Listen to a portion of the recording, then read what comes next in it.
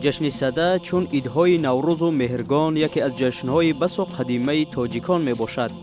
آن در عهد قدیم خیلی متنتن و پرشکوه با شادی و سرور، آتش افروزی و گلخن افروزی ها، رقص و ترانه ها، آراستن خانه پرناز و نعمت تجلیل می گردید.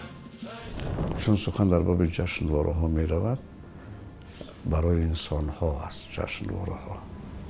باید در یگان دور زمان باعث مقاومت نشود، چرا که هم خرسندی هست و هم به زمان به حالت طبیعی وابستگی دارد.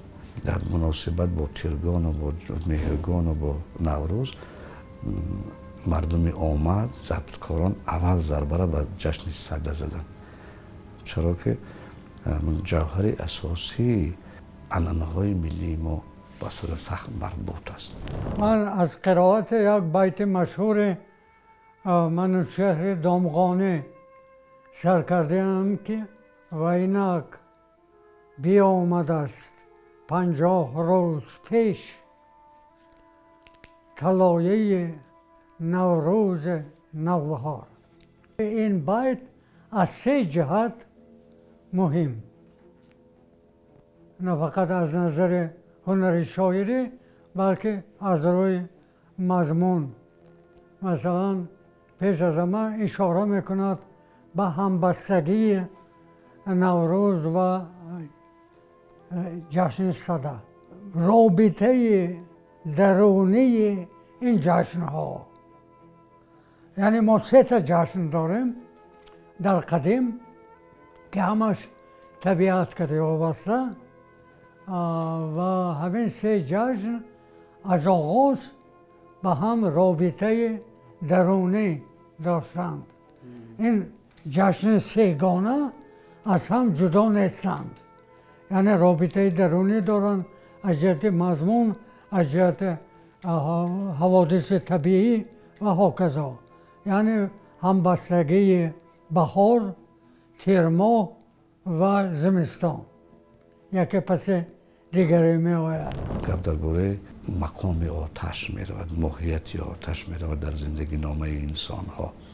چون مردم آریایی این را بروقتر درک کرده بودند، به آن همت نهادند و ارزش بلند گذاشتند که این آتش است همه چیز مهم است. و همه خوب میدانند که آتش از روی آثار بزرگان ما 2 چیز آفریده بزرگ است که یکی آب است، دیگری آتش. هرچند که عنصرهای مثل خاک و زمین نیز هست. از آتش دریافتن حکمت زندگی را در او صورت‌های پیدا کردن مثل که در آفتاب هست. آفتاب وقتی که بیرون می شود روشنی می دهد، گرمی می دهد، خام را می پزاند و همین اتریبوت هایی که در خورشید هست در آتش نیز هست. در اصول علمی فرهنگی فاضلان دور چون ابوریحان بیرونی، ابوالقاسم فردوسی، نرشخی و چند دیگران آید به این جشن و عیدهای مردمی معلومات‌های جالب و رنگین و مفصل موجود می باشد. جشن سده در گذشته یکی از جشن‌های بسیار معمول و در دوره‌های قدیم در عصرهای میانه هم از جمله در دوره سامانی ها هم در دوره غزنوی ها هم خیلی شهرت و اعتبار داشته است. اصلا در روایت ها آمده است، مثلا در نوروزنامه حکیم عمر خیام، در اثرهای ابوریحان بیرونی آثار الواقعه و تفهیم و همچنین اثرهای دیگری مؤلفان گذشته، متفکران گذشته ما و به طور بدیهی باشد در شاهنامه فردوسی، در آثار نظامی گنجوی و در قصیده های منوچهری، فرخی، شاعران بزرگ گذشته ما سده وصف شده است.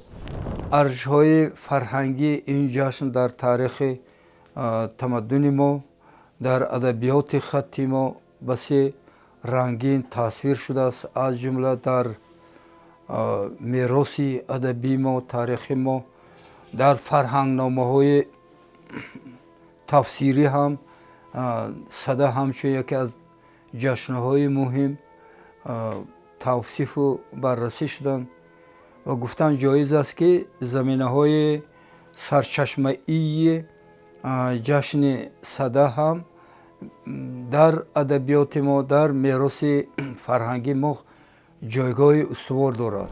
احمد طوسی میگوید که حکمت آتش را همه میشناسد، کودک هم میداند، پرنده هم میداند، درنده هم میداند و انسان بهتر و خوبتر میداند. اگر جایی که روشنی باشد البته پرنده پیدا میشود. اگر میگوید که در گاوره اگر طفل گریه میکند شما روشنی چراغ نزدش بیارید او الکی خاموش میشه، چرا که روشنی را احساس کرده است. شاید سبب گریهش الان تاریکی باشد که در گهواره بلوش میپوشاند. یا نیست یگان چه در دنیا که بی آتش باشد. مثلا در درختم هست، در چوبم هست، در آبم هست، در همه چیزی که هست آتش هست. احمد طوسی میگه زمان پرسیدن که کجاست اما آتشی که تو در چوب میگویی؟ من به او گفتم که تو وقتی که آروی عسل گرد می آورد تو مگر در خود آرو عسل را میبینی؟ نیست. ولی وقتی که می نشاند اون عسل دارد. دو چوب به هم سایش میخورن، سنگی که به جان است وقتی به هم بر میخورن همه اینها آتش حاصل میکنن. همین حکمت بزرگترین حکمتی است که در آتش نهفته است. ولی نباید اطراف آن صحبت کرد که ما آتش پرست بدیم از ابتدا. هیچگاه فردوسی بزرگوار میگوید که مپندار که آتش پرستان بدن، ستاینده پاک یزدان بدن. یعنی گذشته های ما آتش پرست نبودن. 50 روز پیش صدا آمد و قاصد رسیدن فرارسیدن نوروز است. این یکی به دیگر روشنی می اندازند. چرا این تا امروز خودش حفظ کرده توانست؟ چرا ترکای اشده از سلطان محمود سر کرده تا دوره منقید؟ دوره منقید به من بود، وای بود نگاه داشت، چون که وای یک جوهری دارد، جوهری فلسفی دارد که به تمام ماهیت و سیرت و صورت فرهنگ تاجیکی همبستگی دارد و جدا کرده پرتافته نمیشود. جشن صدا هنوز از عصرهای میانه رایج بوده، همچون نخستین مژده نوروز ذکر می گردد. از زمانهای قدیم عید صدا 50 روز پیش از فرارسی نوروز یعنی روز 10 بهمن ماه موافق به سنه 30 انور جشن گرفته می شد. وقتی که ما در باب چله گپ میزنیم، چله این 21 ماه دکبر یا شب یلدا هست. ابو ریحان بیرونی، محمود گردیزی، خوب احمد طوسی و بسیار بزرگان ما میگویند که این روز خاصه هست، تولد خورشید است. 10 روز که از بهمن گذشت میگوید بیرونی جشن صدا می شود. حساب میکنیم 40 روز می شود. و مهرداد مهرین میگوید که این گوهر بند صدا گوهر بندان خورشید است. ما یک مراسم بسیار زیبا داریم، چیلی هر چیز و تفسیر آن در جلالدین بلخی زیباتر است. میگوید که خاک انسان مخمر شد، خمیر شد بعد 40 روز. در 40 روز خاک انسان خیلی نه که پخت. و ببینید ما بسیار چیز به این چیل نزدیک داریم. میوه های چیلگی داریم، انگور چیلگی داریم، تربوز چیلگی، خربوزه چیلگی، چیلگی بسیار داریم. یعنی همینجا یک تغییرات صفتی هست که طبیعت خودش همین کار انجام میده. و ما با خلاصه آمدیم، من مثلا با خلاصه آمدم که این هم گمون گوهر بندان خورشید است. 40 روز از خورشید، از تولید خورشید میگذرد، جشن صدا آغاز میشد و روشنی خورشید پرقوت‌تر و زیباتر میشد. ابوالقاسم فردوسی در شاهنامه بیزوال خود پیدایش جشن سده را به پادشاه دوم پیشدادی هوشنگ نسبت می‌دهد. موافق نگارش او هوشنگ به مردم طرز افروختن آتش را آموزانید و جشن سده را بنیاد گذاشت. فردوسی نیز در این مورد بسیار خوب گفته است: شب آمد برافروخت آتش به کوه، همان شاه و در گرد شاهان گروه. یکی جشن کرد آن شب و باده خورد، سده نام آن جشنی فرخنده کرد. زی هوشنگ ماند این سده یادگار، بس باد چون او دیگر شهریار. خب و واقعا هم کلاسیکای دیگری ما نیز در این مورد گفتن که مثلا عنصری میگوید که سده جشن ملوکی نامدار است، زی افریدون از جم یادگار است. یعنی این عنصری میگوید.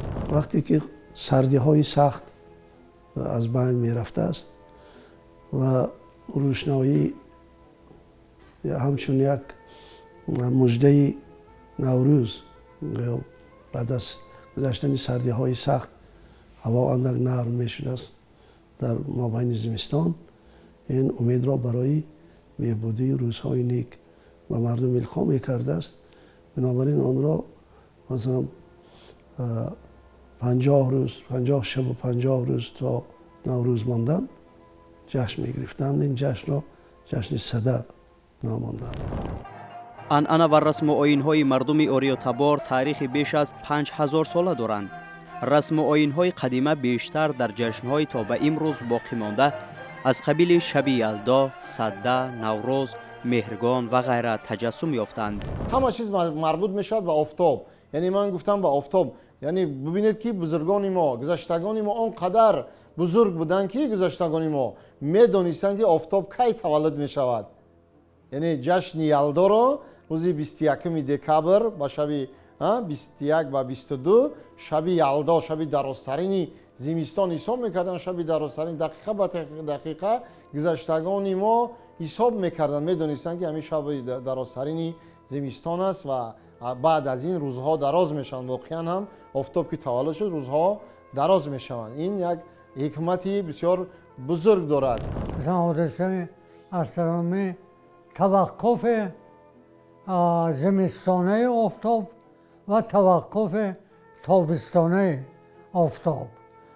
به توقف زمستانه آفتاب راست می آید و باید 22 23 شود. لیکن حاضر به تقویه ما سال خورشیدی 365 روز قبول کردگی، لیکن با 4 شما است، 4 روز. و بنابراین هر 4 سال کبیسه میگن، همین 4 سال علاوه میکنن. یا نوکر میستن بعد 1 ماه چقدر میشد همون آخر سال به جمع میکنن. اگر خورشید با نور گرم خود و فروزانی خیش به زندگی آدمان گرمی وارد کرده باشد، پس آتش و روشنایی برای منور ساختن قلب آنها و ادامه زندگیشان اساس گذاشته به جوهر مقدس تبدیل یافتند.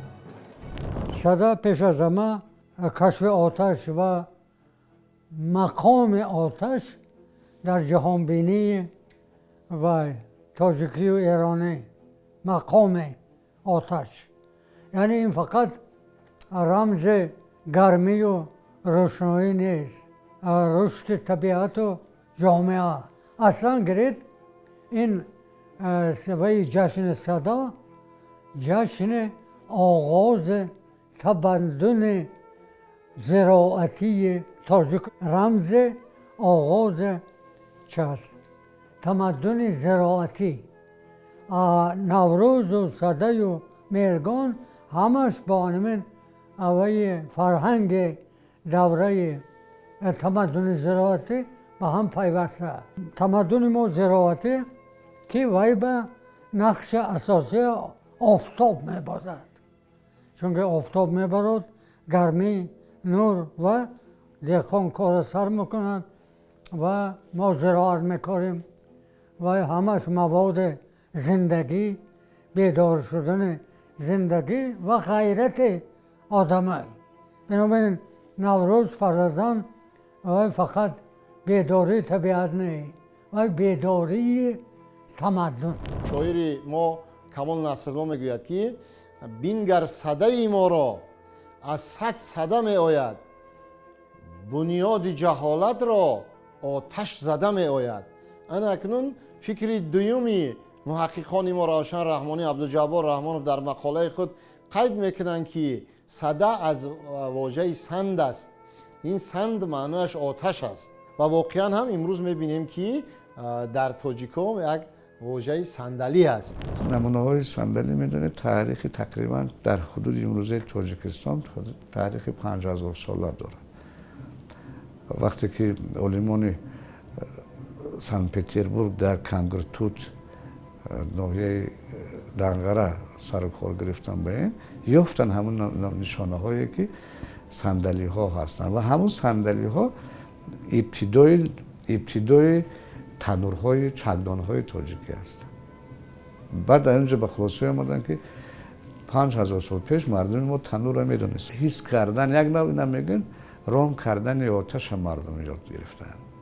علنگه نمیزدن، نمیزناندن علنگه زیادی که در گردش گرم شوند، دیدن که میشاید که نه به ترتیب برای این عقل لازم است. سرچشمه‌های تاریخی و بازیافت‌های باستانشناسی گواهی می‌دهند که بزرگداشت آتش و آیین مهرپرستی در میان گذشتگان تاجیکان و دیگر خلق‌های فارسی زبان تقریباً 10-12 هزار سال پیش پدید آمده است. تقسیم بندی های گئولوژی یک دوره است، دوره نئولیت میگن. و دوره نئولیت با همین پیدایش و صده و نوروز و مهرگان زیچ وابسته و این تقریبا 7-8 تا 10 هزار سال پیش تمدن ما زاده دوره نئولیت. همون وقت آفتاب پرستی سر شد. پرستش آفتاب این به این معنی دینی نه. آفتاب رو میپرستیم همچون سرچشمه زندگی. پرستش آفتاب به ما از طرف دین زردشتی تلقین نشده است. این از سنت و روزگار روزمره خود ما سر زده است و در داخل زردشتی این وی تایید فلسفی پیدا کرده است و به ما برگشته است با زمینه مستحکم روحانی و روانی. در مردم ما در زمان هخامنشا در بلخ آتشکده ها بودن. مقاومت زیاد شد چون گفتم که بر سر صد هر بلایی آمد. علوخانه ها در مردم پیدا شد. تو سالهای 70 عصر 20 در حدود تاجیکستان، در بدخشان، در ختلان، در نواحی کوهستان علوخانه ها بودن که همون تقریبا همون وظیفه آتشکده ها را اجرا میکردن. در گیرانده میشد علوخانه ها، مهمانان می آمدگی در آنجا می نشستن. در علوخانه در عصر 19-20 علوخانه ها بودن، می نشستن در آنجا گرم می شدن، سرود می خواندن، جشن ها در آنجا برگزار می گشت. نامش علوخانه بود ولی یک معرکه که ضرورت داشت در هر دیهات. تا سالهای 70 در تاجیکستان در خانه ها در دیگدان آدم ها مخصوص نگاه می داشتن آتش و به خانه همسایه با علاوگیر آتش می فرستادن. من خودم چند بار علاو رفتم خانه همسایه آوردم. بعضی بران منعقدند که جشن صده در زمان کیومرث و اسفندیار و فریدون و جمشید به وجود آمده است. تاریخ ما دوره کیومرث تا همین سامانه ها بی‌فاصله است. هم بینام بی‌فاصله که باشد این دوره رنگارنگ، شکوفایی فرهنگ، سنت، علم، فلسفه و دین شناسی.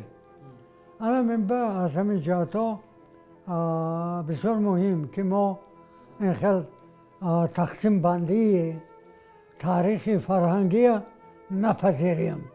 ما تقسیم بندی خودمان رو داریم. فردوسی مثلا میگه که یکی جشن کرد آن شب و باده خورد، صده نام آن جشن فرخنده کرد.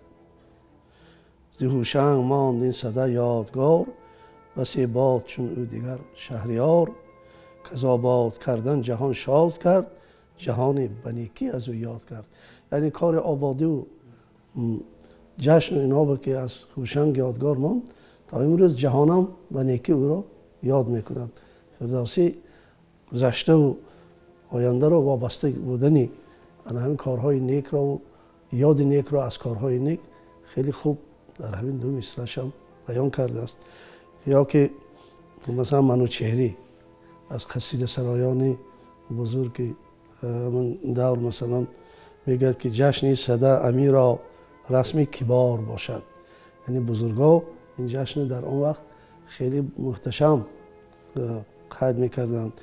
این آیینی کیومرسو اسفندیار باشد، زان برافروز امشب کاندر حصار باشد، او را حصاری میرا چرخ و قار باشد. آن آتشی که گویا نخلی ببار باشد، اصلش ز نور باشد فرعش ز مار باشد. چون بینگری به ارزش از کوهسار باشد، چون بینگری به طولش سرو و چنار باشد. یعنی بلندیش و پهناییش و زیباییش خیلی منوچهری یک شاعری بزرگی قصیده سرا وصف کرده بود. در عهد هخامنشین‌ها جشن سده بیشتر در هوای آزاد در تل و تپه ها برگزار می‌گردیده است. شهریاران و حاکمان نیاز خود را با درخواست سعادت و پیروزی به زیردستان و کشاورزان، احتیاجمندان و کمبغلان هدیه می‌دادند. جشن می‌گرفتند، گلخان‌های کلان را می‌گراندند، همه هیزم جمع می‌کردند، رقص می‌کردند و در اطراف این آتش مطربا موسیقی می‌نواختند. آهنگ‌های بسیار و صدا موافق ایجاد کرده بودند. از این جهت اینا مانند نوروز و مهرگان یکی از جشن‌های خیلی قدیمی مردم آریایی و مردم ایرانی نژاد از جمله گذشته‌های ما تاجیکا میباشد. ادبیات شناس معروف روس یوگنی برتلز و یک مقاله دارد، مقاله بسیار عجیب نوشتگی درباره جشن سده. هیچ کس دیگر این خیلی مقاله ندارد، فقط برتلز دارد. جشن سده در تاریخ ادبیات فارس و تاجیک. من گمان میکردم که موقع شعر فارس و تاجیک با قصیده فقط در حق در مورد بهار و تیرما گفته شده است. در حق در مورد زمستان قصیده ندیده بودم. اکنون وقتی که ایجادات عنصری و فراخی موقع ورق زده خوانده برآمدم، من فهمیدم که قصیده زمستان بوده است. برتلز موقع که در دوره سلطان محمود مهرگانم از صحنه دور شد. آیسته مهرگان که از صحنه دور شد، این با نوروز هم سایه می‌افکند. لیکن نوروز نگاه داشتن برای اینکه باید در مغز سنت مردم جا شده است. معلومات کذایی درباره جشن سده در دوره ساسانیان وجود ندارد. دولت سامانیان، دولت اولین تاجیکان که در عصر نو در ماوراءالنهر و خراسان به وجود آمده بود. زمان موجودیت دولت سامانیان در تاریخ خلق تاجیک دوره از نو برقرار شوی اقتصادیات، مدنیت و فرهنگ و آیین‌های ملی حساب می‌یابد که در قاره ماوراءالنهر و خراسان وقت بعد حکمرانی یکونیم عصره خلافت عباسیان ظهور کرده بود. در نتیجه مهنت دهقانان و هنرمندان در مملکت قواهای استحصال کننده به درجه بلند ترقی کردند. جشن و آیین، عنعنه‌های ملی، زبان و فرهنگ تاجیکان از گذشته تا امروز در حیات مادی، معنوی و سیاسی مردمان آسیای میانه و برون از آن آثار عمیق خود را گذاشته است. هم ردیف به این در زمان سامانیان جشن سده بسیار با شکوه و با تنتنه برگزار می گردید. جشن‌های ما جشن‌های زندگی هستند، جشن‌های آیین‌های زندگی هستند، برای زندگی خیلی همین مردم است. همه آن چیزی که در مورد حاصلخیزی در مهرگان و در جشن یلدا آمادگی گرفتن که آفتاب تولد می شود و 40 روز پس جشن صده را جشن گرفتن که 50 شب و 50 روز پس نوروز سر می شود وقتی آیین کشت کار. همه آمادگی ها به همون خاطر است. از گذشته مردم در جشن صده مخصوصاً دهقانان روز تا بیگاه آتش می افروختند. همگان در گرد آتش سرجم شده رقص و سرودخوانی می کردند.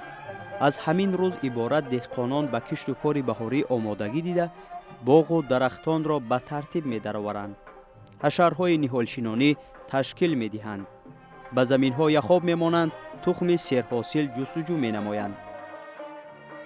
در اصل‌های 9 و 10 یک خاصیت‌های بسیار عجیب داشت. به حقی می‌نویسد که این از مسعود غزنوی بسیار خوب پیشواز می‌گرفت. از اون جمع می‌کردن که از کیم کجا روشنی شد، از یک شهر به شهر دیگر می‌دیدن. دسترخوان ساده داشتیم. ما دسترخوان داشتیم که در ساده هر چیزی که سرخی داشت نگاه داشته می‌شد. سنجید گذاشته می‌شد، توت، انجیر، انار، حتی تربوز ها هم در اون دوره بودن که از شب یلدا تا اون وقت نگاه داشته میشن، چرا که حکیم میشود، یعنی دیگر زیان نمیارد. بعد خوراک های هر خیلت داریم. مولوی زیبا این چرا میگه کوچی میپختن مردم، کوشش میکنن که بیشتر غذاهای پخته شود که به دانگی ها باید در ارتباط باشند. گندم،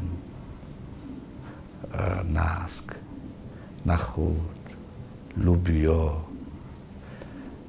گوشت کمتر استفاده می شود، چرا که در این دوره چاروا لاغر می شود.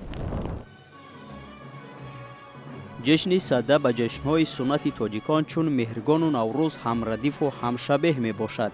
قابل ملاحظه و ارزنده ستایش است که به جشن نوروز و مهرگان استقلالیت عمری دوباره بخشید و به تجلیل جشن صده نیز همه ساله آن را در جمهوری سنه 30 ینور با شکوه و شهامت خاصه جشن میگیرند. بعد استقلال جمهوری تاجیکستان مخصوصاً با کوشش پرزیدنت محترم کشور این جشن همچون یکی از سنه های مهم در تاریخ ما جایگاه خاص قبول کرد، چرا که یکی از ارزش های استقلال هم از این عبارت است که یعنی ارج گذاشتن به میراث فرهنگی و ارزش های فرهنگی در مسیر تاریخ انداخته مردم ما از نو با گفتم ممکن با نوعی زایش نو زایش یعنی روی صحنه آمدن و جشن صده هم یکی از جشن ها و آینه های باستانی ما که در این دوره با یک مسئولیت تام به شهروندان پرزیدنت کشور تاکید نمودند که باید این ارزش ها یعنی ارج گذاشته شود، نه فقط ارج گذاشته شود تجلیل شود بلکه تاریخ تحول این جشن باید جدیتر آموخته شود.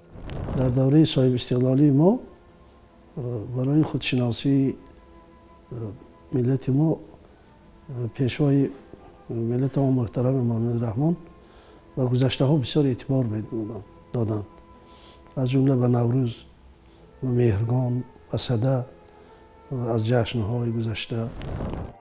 برگزار نمایی، همایش و کنفرانس و سیمپوزیوم ها در اطراف جشنواره های مورد نظر مدام صورت می گیرد. امروز عالمان در این سمت یعنی کارهای دارن انجام میدهند یا که در جریان آموزش است و لایحه برای مثال گیریم همچون میراث غیر فرهنگی مردمی بودن صده هم در جریان است، چرا که تاجیکستان همچون دولت کشور مستقل یعنی میراثبری ارزش‌های در مسیر تاریخ انداخته مردم ما باید در این سمت خیلی فعال باشند و نقطه نظرهای خود را داشته باشند. اولین همایشی که مخصوصا дар тоҷикистон баргузор шуд дар иртибот ба ҷашни сада. гуфтам мумкин иқдомҳои аввалине ки дар тоҷикистон сурат гирифтанд ва умед аст ки мин баъд ин чиз ба таври ҷиддӣ ва фаннӣ омӯхта мешавад. далелҳои мӯътамад вуҷуд доранд ки ҷашни сада ба ягон адиён алоқамандӣ надорад. муҳимтар аз он аст ки аҷдодони гузаштаи мо рӯзи пайдоиши оташро як инқилоби азиме дар ҳаёти инсонӣ ба иди бузурги сада нисбат медиҳанд. آتش المپی اونها در تمام دنیا میگردونن و مقدس میشمارن. همین نمونه‌ای که با آتش مهر و محبت ورزیدن مردم یونان از مردم آریا برداشت. هم کسیلفون هم تراک و همه اونها که اسخیل اینا آنها به واسطه رابطه خاصه با مدنیت گذشته ما داشتن. و کسینوفون 17 سال در زمان داریوش بزرگ طبیب بود.